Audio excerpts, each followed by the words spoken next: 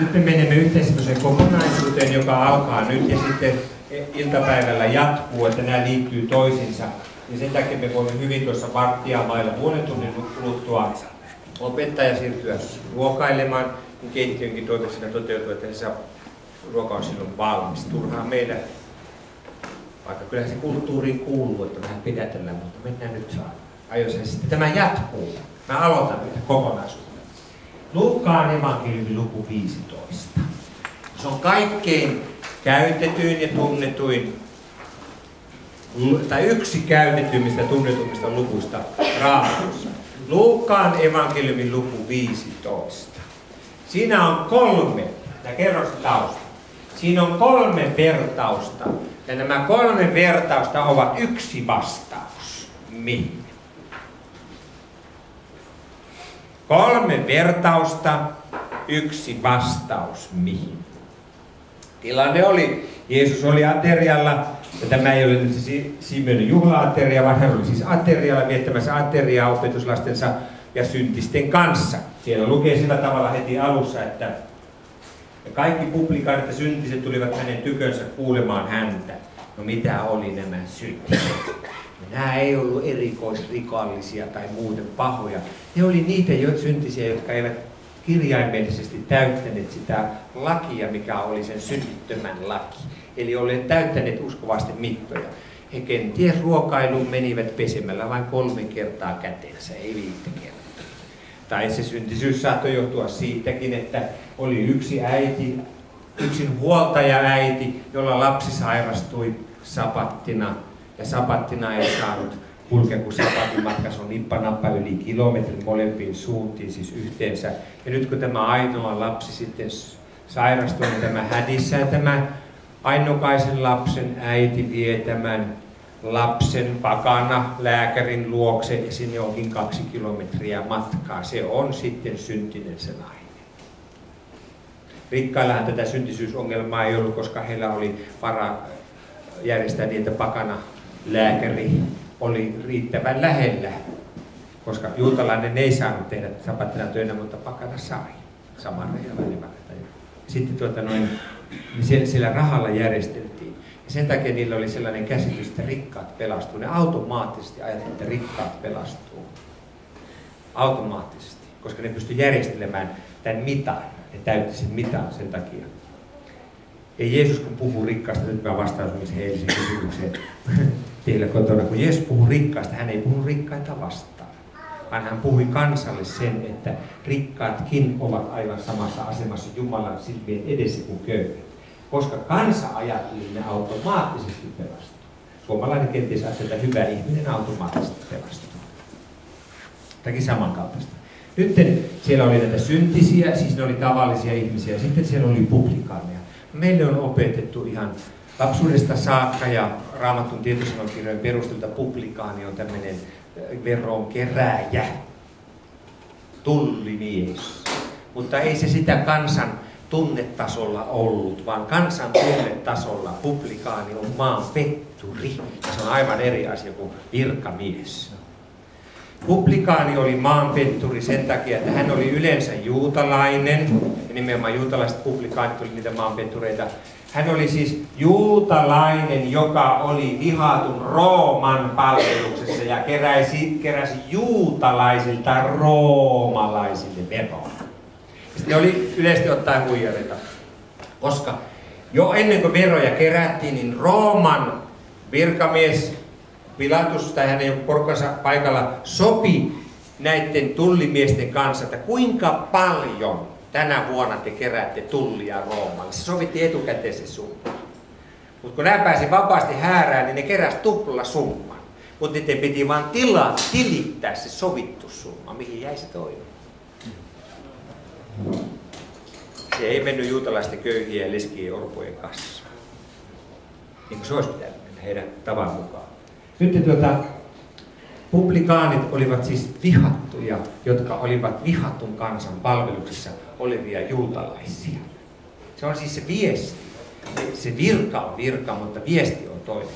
Tänä päivänä Tänä päivänä on Lähi-idässä, Irakissa on aivan kauheita ongelmia sen takia, että siellä on ollut liittoutuneiden joukot ja NATO-joukot ja jenkit siellä on. Nyt nämä vetäytyvät sieltä pois, niin sinne jäävät nämä irakilaiset ihmiset, jotka ovat olleet näiden palveluissa keittäjinä, siivoina, autokuskeina ja tämän tasoisissa töissä. Ja nyt kun nämä ihattu perkeleen edustajat, niin kuin ne sanoo, nämä perkeleen, ne sanoo niitä tällä tavalla, nämä perkeleen joukot vetäytyvät pois, niin kaikki, jotka ovat palvelleet perkeleitä, ovat maanperttureita ja niitä tapetaan. Sen takia esimerkiksi kun tanskalaiset vetivät Irakista joukonsa pois, niin sitten tuli suuripikkuinen kansainvälinen mellakka, kun nämä tanskalaisten palveluksessa olleet irakilaiset vaativat, että heitä perhekuntinen pitää viedä kans pois.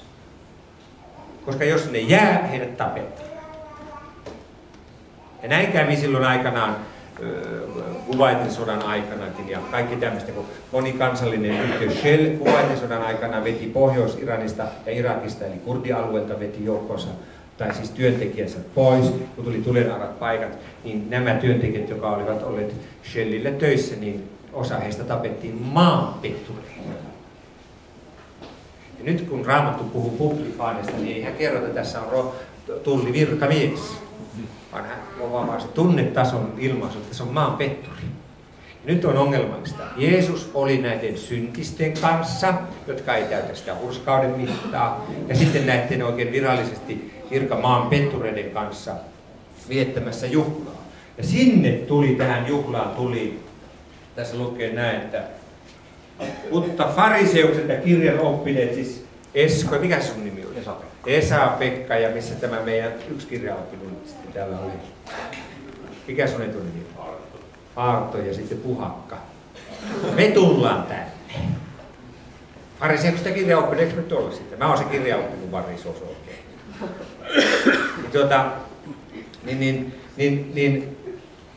Me tullaan tähän tilanteeseen, jossa Jeesus on näiden kanssa.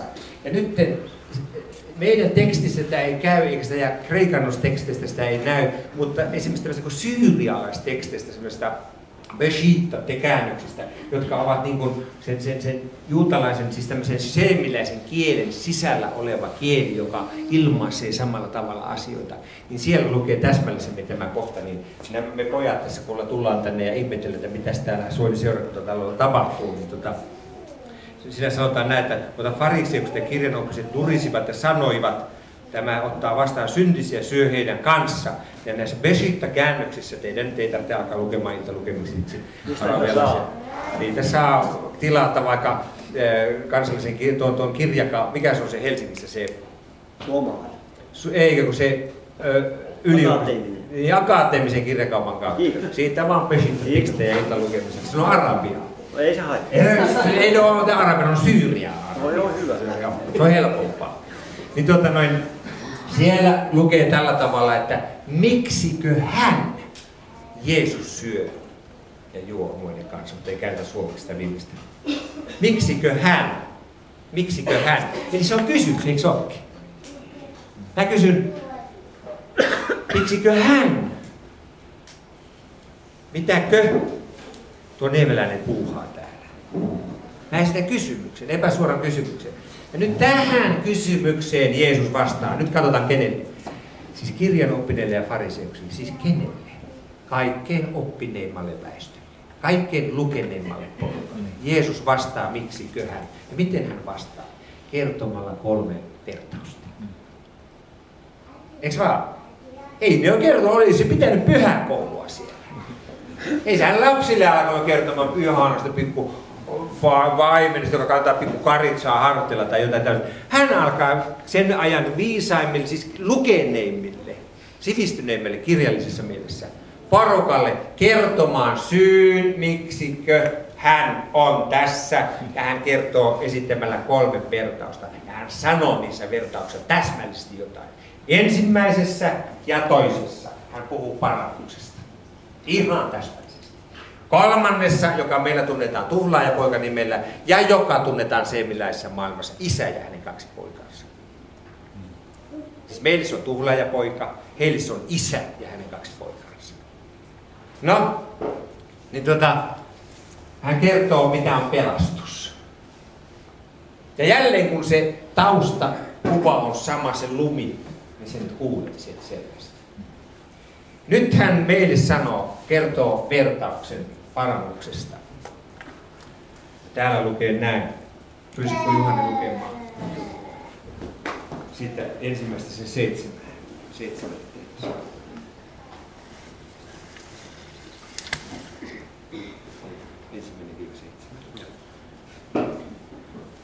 Ja kaikki publikaanit ja syntiset tulivat hänen tykönsä kuulemaan häntä. Mutta fariseukset ja kirjanoppineet nurisevat ja sanoivat, tämä ottaa vastaan syntisiä ja syö heidän kanssaan. Niin hän puhui heille tämän vertauksen sanoen, jos jollakin teistä on 100 lammasta, ja hän kadottaa yhden niistä, eikö hän jätä niitä 99 erämaahan ja mene etsimään kadonnutta, kunnes hän sen löytää. Ja löydettyään hän panee sen hartioillensa iloiten. Ja kun hän tulee kotiin, kutsuu hän kokoon ystävänsä ja naapurinsa ja sanoo heille, iloitkaa minun kanssani, sillä minä löysin lampaani, joka oli kadonnut. Minä sanon teille, samoin on ilo taivaassa suurempi yhdestä syntisestä, joka tekee parannuksen, kuin 99 vanhurskaasta, jotka eivät parannusta tarvitse. Pikakurssina käydään läpi nuo tyypilliset suomalaiset kysymykset. Miksi se paimen jätti ne 99 yksin? No ei se jättänyt niitä yksin. Kaikki, jotka tietää sen lumen, tietää, että ei satapäisellä lammaslammalla ole yhtä paikkaa. Sillä on yksi pääpaine. Sillä on sitten ne pojat mukana siellä. No niin, tämä kysymys tästä. Toinen, mitä Jeesus puhuu? Jeesus puhuu kielikuvalla, joka on kaikille tuttu. Joka ikinen läsnä oleva tiesi, miten lammas käyttäytyi erämaassa eksyessään. Se oli sitä taustalla. Ja lammas kun on erämaassa, se kulkee laumassa. Lammas on lauma-eläin. Se tarkoittaa sitä, että sen lampaan identiteetti on laumassa, sen lauman äänessä, sen lauman hajussa, siinä asemassa, mikä sillä siinä laumassa on. Ja lammas on onnellinen, kun se haistaa ja kuulee ja nojautuu tavallaan niihin laumaansa, varsinkin kun kriisitilanne. Sen koko eläin turvallisuus perustuu laumaan. Ja nyt kun kulkevat siellä erämaassa, siellä niitä näkee, kun esimerkiksi Jerusalemista lähtee ajamaan alas Kuolleelle merelle, jossa on hyvä hieno tie, leveä tie, hyvä tie. Ennen vanhaa sentään oli tunnelma, kun mentiin näin.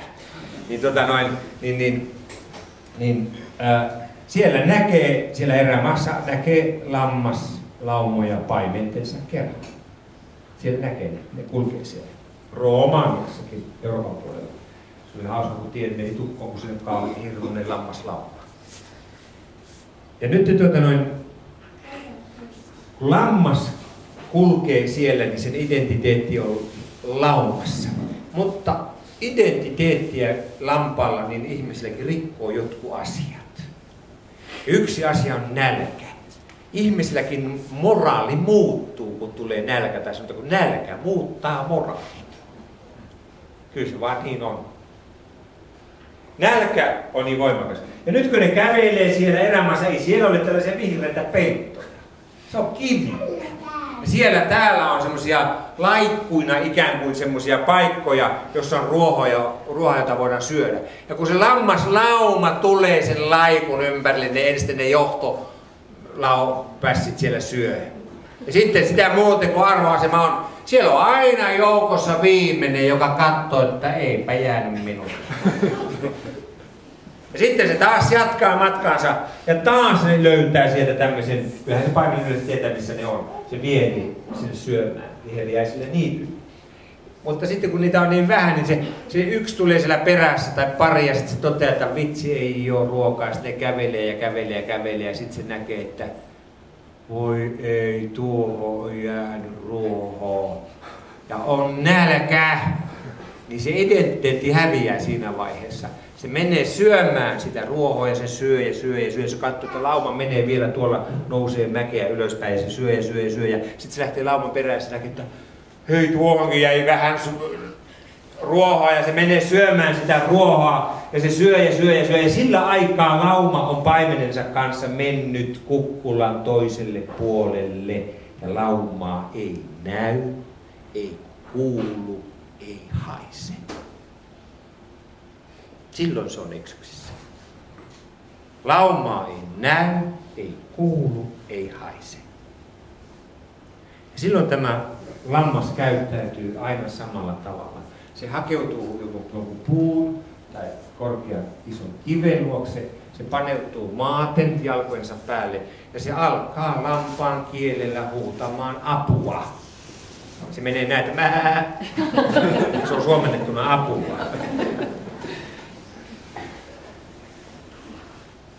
Ja nyt tämä paimen, joka tuntee laumansa, 100 päälauma on pieni lauma. Se on pieni. Niin nyt se tuntee sen laumansa, se huomaa, että se yksi on jäänyt. Mitä se tekee? Se nousee tänne kukkulaan. Näettekö, tässä on tämä? Näin, täällä on se lammas, istuu tai siellä makaa jalkojensa päällä ja huutaa määtä. Ja sitten tässä on kukkula ja tällä se laskeutuu täällä on lauma. Nyt se tulee tälle kukkulalle ja katsoo sitä, siellä kukkulan tuolla se katsoo sitä lammasta, mitä se tekee. No, mitä se teki suomalainen paimen. Suomalainen perusisän paimen. Tuu tänne, me ollaan täällä! Kyllä nyt tajua! Tuu tänne! Sitten se tulikin se vanhan testamentin parannussana, tuu tänne. Sitä tarkoittaa vanhan testamentin sana parannus, tuu tänne. Se tulee lampaaspaimenen huudosta. No, ei se lammas tee mitään muuta kuin makaa jalolla ja vastata mää. No mitä se tekee se suomalaiskansallinen paimen? Se kävelee lampaan luo ja sanoo, että nouse nyt jaloilles iso poika tai iso tyttö. Äläkä oo tommonen. Mutta ei se nouse. Miksi? Koska pelko on mennyt jäseniin. Minä tiedän, mitä on pelko menee jäseniin. Ei toimi. Minua puukotettiin, tai oltiin puukottamassa, puhattiin stiletillä. Ja sitten kun se nostettiin täältä niin kuin sisäelinosastolta tänne kurkkuosastolle tuohon aatamiomena alle ja painettiin tuohon. Ja mä seisoin siinä ja ne kaverit oli ympärillä. Ja mä tiesin koko ajan, että ne on niin humalassa ne jätkät, että mun ei tarvitse saada yksi nopea askel taakse jäädyä. Ne ei saa ikinä mokia. Mä olin vielä erittäin hyvä kuntoinen siihen aikaan. Tässä puolammattilainen urheilussa. Ja mä tiesin, että jos mä saan itseni vähän irti sitä puusta, mä pystyn yksin kykenen taittamaan ne jätkät vaikka. Mä tiesin siis vahvuuteni. Mutta kun mä sanoin, mun pää sanoi mun jaloille juokse Ilkka, niin mun jalat teki vaan näitä. Ei toiminut. Ja vaan ne polvilumpiot toimii, ei jalat. Ja ne tärisiä, mulla oli kaikki voimat, että pysyin edes pystyssä. Ne olisinkin tipahtanut siihen, niin mä olisin vähän päässyt irti sitä puukosta. Stiletistä. Isosta. Mä tajusin siinä tilanteessa, että kyllä mulla pää toimi, joka sanoi juokse Ilkka, juokse, mutta jalat ei toimi. Mä selvisin sitten tilanteesta, kun se teki virheen se puukottaja. Se kysyi, että miten tollanen jätkä on tullut uskoon. Täällä se kysyi. Mä ajattelin, että nyt vaikka tämä on mun viimeinen puhe, niin nyt kerron. Ja niin todistaa täräytin sille, miten on tullut uskoon. Ja se hämmentyi niin paljon, että se otti se stiletin pois. Näin mä selvisin sitten. Mutta sitä ennen mun jalat ei toiminut. Kun pelko menee jäseniin, ne jäsenet ei toimi. Ja nyt ei se auta, vaikka se paimen tulee siihen ja sanoo, että nouse nyt hyvä tyttö ylös. Tai poika vaikka se ottaisi ruhosta kiinni ja nouse nyt omille jaloille. Ei se sieltä, se römähtää takaisin niille pelot sekaisille jaloille makaamaan. Kaikki läsnä olijat tiesi, mikä on sen lampaan pelastumismahdollisuus. Se on vain se, että se paimen nostaa sen harteilleen ja kantaa takaisin laumaan. Nyt Jeesus kertoo meille, fariseukset ja kirjaoppineet, Mitä on parannus? Me ollaan sanottu, että pitää muuttua, pitää lopettaa tuo, pitää lopettaa tuo, pitää lopettaa tuo, pitää käyttäytyä noin, pitää käyttäytyä noin, pitää käyttäytyä noin, pitää täyttää nämä mitat. Sitten me ollaan kerrottu tämä, ja tekin kerrotte valitettavasti. Nimittäin kun Raamatussa puhutaan parannuksesta, niin Raamatun kielessä on 2 selvää eri parannussanaa. On pelastusparannus ja vaellusparannus. Ja nyt puhutaan pelastusparannuksesta, joka johtaa pelastukseen, laumaan. Nyt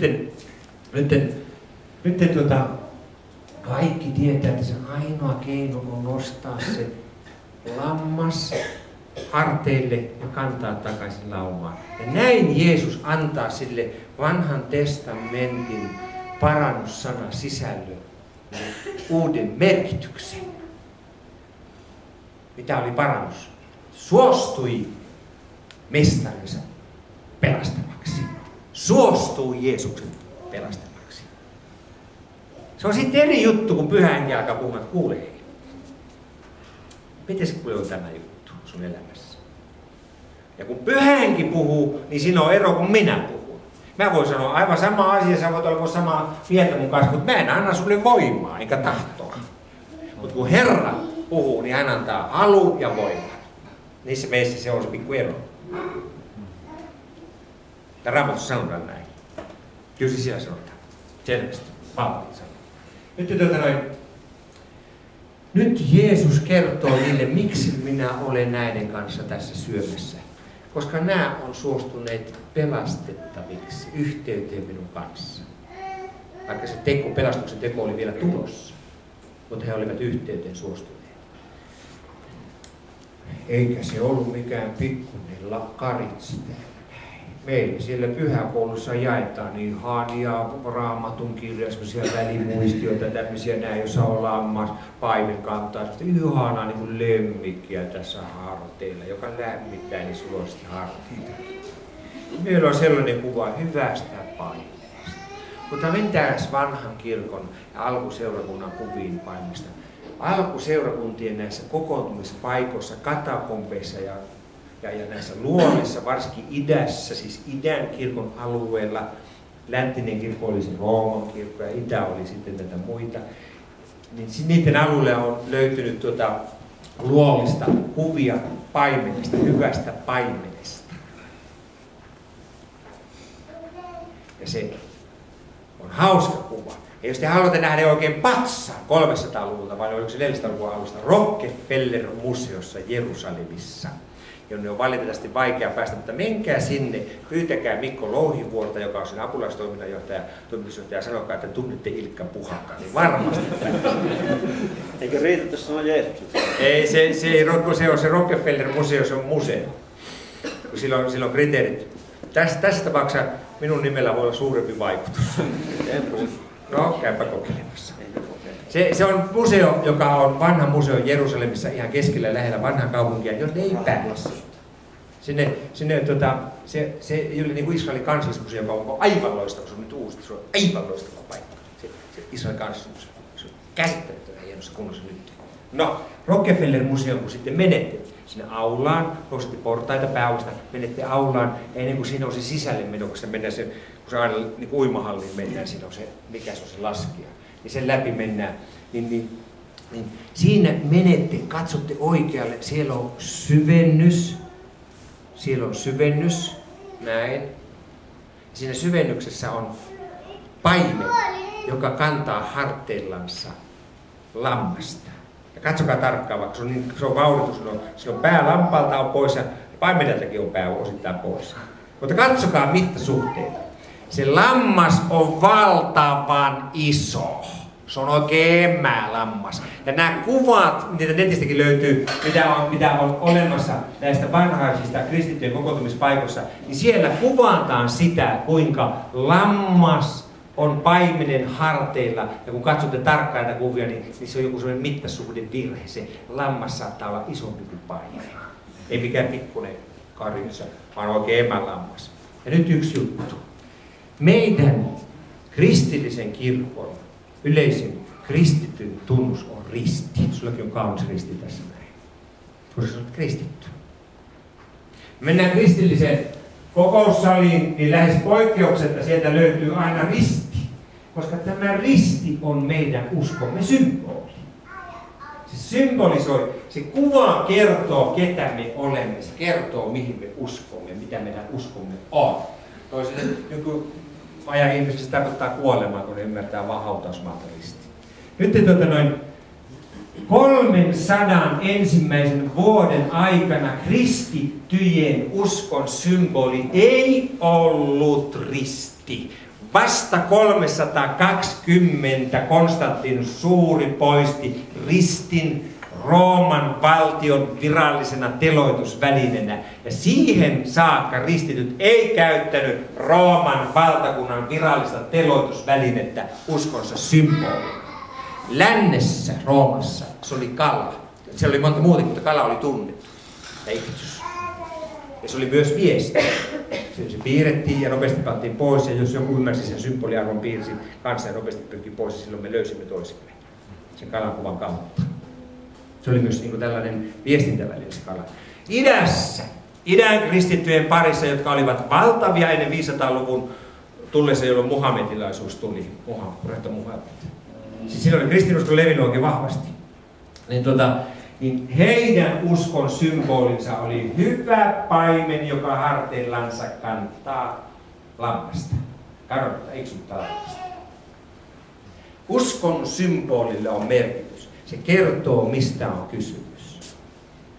Vasta 300-luvulla, kun alkoi tämmöinen kirkollinen järjestäytyminen ja rakentuminen ja muodostuminen, tuli risti siihen asemaan, mitä se on nyt. Ei se ollut 300 vuotta, ei pankaas tästä 300 vuotta eteenpäin, niin huomaatte, että se ei ole kovin pikkuinen aika. Varsinkin jos mä ajatellaan eteenpäin sitä. Siinä on monta sukupolvea. Tämä kuva silmiensä edessä. Idän kristityt jaksoivat. He tiesivät, kun polvet pettää ja voimat loppuu ja pelko astuu sydämeen. He tiesivät, kuka kantaa. Ja se heidän kuvansa perustuu tähän Luukkaan evankeliumin lukuun 15 alussa. Se perustuu sitä. Sinähän on ollut olemassa paljon Luukas kirjoittaa, vaikka Luukas kohtuu varhaisessa vaiheessa kirjoittaa. Tämä muisti, nämä tarinat. Tämä kuva silmiensä edessä. He elivät ja kulkivat tiensä loppuun saakka. Ja se kuva kertoi heille, kuka kantaa. Nyt kun minä katselen tämän päivän kristittyjä, mä en soinilaisia niin tunne, että mä en teistä voi sanoa mitään. Mutta joskus kun minä yleisesti ottaen katselen kristittyjä, niin minusta tuntuu, että kuvassa on oikeat elementit, mutta osat on väärät. Näyttää, että lampaat kantaa paimenta ja kaikki paimenen huolet. Ja silloin kun näin on, niin ei ihmetytä, että miksi usko on raskasta. Kyllä se on raskasta kantaa koko maailmaa yleensä. Niin kuin pikkujättiläs tietoteoksessa se kaveri, joka kantaa maapalloa harteilla. Ja uskosta on muodostunut monelle taakka. Ja siksi se ei houkuta.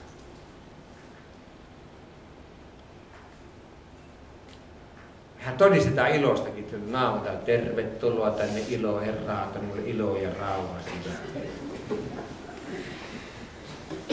Ihmetellään, että miksei ihmiset usko. Samat asiat voidaan panna kuvassa asiat oikein päin. Nyt kun se tulee sieltä harteilta, jossa minua kannetaan, niin siellä tulee ilo ja kiitollisuus kantajalle. Ja sieltä kerrotaan tämä juttu. Se muuttuu se sävy, se henki. Se vaikuttaa eri tavalla. Nyt tämä on yksi merkittävimpiä Jeesuksen vertauksia. Ja sitten siinä tulee tästä kadonneesta rahasta ja naisesta valitettavasti meillä ei ole aikaa mennä siihen, se on erittäin mielenkiintoinen. Mutta se on sisältöopetukseltaan vähän sama kuin tämä. Ja sitten siellä tulee meidän kielellisessä tuhlaajapoika vertaus, joka on Jeesuksen kielessä ja siinä maailmassa tänä päivänäkin isä hänen kaksi poikaansa. Se me katsotaan sitten illalla ja nämä liittyy yhteen. Ja nämä on sikäli tärkeitä, että näissä Jeesus opettaa, mitä on parannus, mitä on pelastus, mitä on taivas, mitä on kadotus, helvetti. Näissä hän kertoo ja ne kuuli sen. Tänä päivänä näitä on tutkittu, näitä evankeliumitekstien vertauksia, Jeesuksen vertauksia sillä tavalla, että näitä on yksinkertaisesti luetettu niille heimoille, jotka elävät siinä käsityksessä, mitä oli silloinkin. Ja he ovat selostaneet, mitä se on.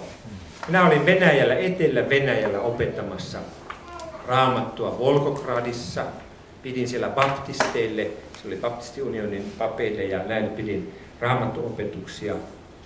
Ja mä puhun tuhlaajapoika-vertauksesta ja näistä just semmoista nytten. Ja sitten tuli yksi vanha nainen. Kauhistui, kun kuuli, kun Raamatussa luki, että poika voi vaatia isältään omaisuutta, joka tuli siellä esille. Ja muitakin näin. Ja sitten sen tilaisuuden jälkeen mä ihmettelin, mistä oli kysymys. Niin mä huomasin, että näille ihmisille oli itsestään selvää tämä kaikki. No niin semmoisessa vaikutuksessa vielä. Se arvon maailma on se, joka ne aukaisee. Meidän täytyy vain nähdä se sieltä rivien välistä, niin me ymmärrämme helposti, mitä on sanottu. Ja voi mikä helmi, kuunnelkaa nyt tämä ennen kuin lähdette syömään ja lauletaan ruokalaulua. Mitä on parannus? Pelastukseen johtava parannus. Se on sitä, että suostuu hyvän paimenen kannettavaksi. Venäjällä muutetaan kravatit ja kaulukset ja puut ja kaikki ja naiset vaan aivan muuten muotia. Siellä se on parannusta, että pelastetaan. Siellä, missä minä olen ollut.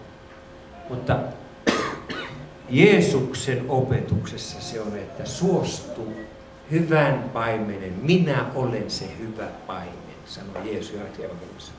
Onko se 10? Suostuu siihen, että hän on minun paimeni ja pelastaja.